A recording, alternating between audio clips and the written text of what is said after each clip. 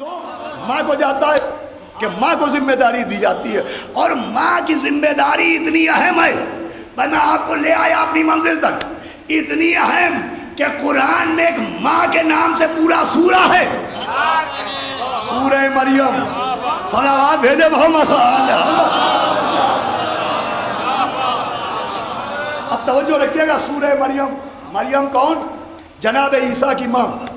اب انہیں ذمہ داری دی ہے والدہ عیسیٰ بننے کی، مادر عیسیٰ بننے کی۔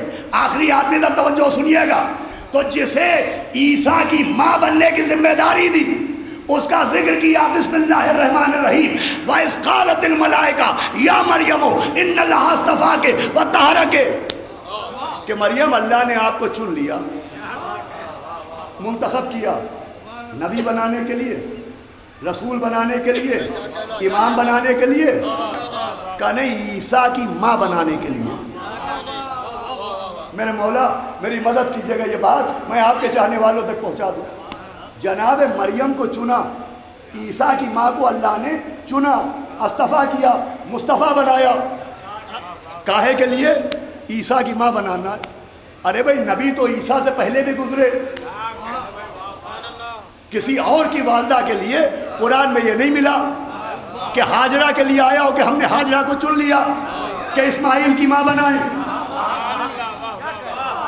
یحییٰ کی والدہ کے لیے نہیں آیا کہ ہم نے یحییٰ کی والدہ کو چن لیا کہ یحییٰ کی ماں بنائیں۔ جناب موسیٰ کی والدہ کے لیے قرآن میں نہیں آیا کہ ہم نے چن لیا کہ ان کو موسیٰ کی ماں بنائیں۔ عیسیٰ نبی تھے تو اگر خاص وجہ یہ تھی کہ یہ نبی کی ماں ہے تو نہ جانے کتنے نبی گزرے، کسی نبی کی ماں کے لیے نہیں آیا۔ یہ عیسیٰ میں کیا بات ہے؟ تو دیکھیں نبی سب تھے سارے نبیوں میں، اور عیسیٰ میں فرق یہ تھا کہ ہر نبی کو اللہ نے ہدایت کی ذمہ داری دی، شریعت کی ذمہ داری دی، کردار سازی کی ذمہ داری دی، تزکیہ نفس کی ذمہ داری دی، مگر عیسیٰ کو ایک ذمہ داری اور دی، سب کو دنیا سے اٹھایا، انہیں چوتھے آسمان پر بٹھایا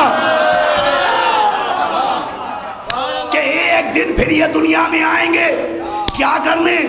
شریعت سکھانے، ہدایت دینے، کہا نہیں زہرا کے بیٹے کی نصرت کرنے۔ میرے مولا میری مدد کریں گے۔ بھائی عیسیٰ کو فرزند زہرا کا ناصر بنایا، زہرا کے ایک بیٹے کا ناصر بنایا، اس لیے اتنا اہتمام کیا اور سمجھایا جو زہرا کے بیٹے کا ناصر ہو اس کی ماں اتفاق سے ماں نہیں بنتی۔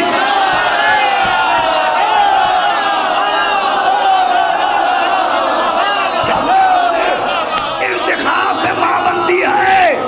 ارے جو 11ویں بیٹے کا ناصر ہو وہ اس کی ماں مریم، جو دوسرے بیٹے کا ناصر ہو اس کی ماں ام البنین۔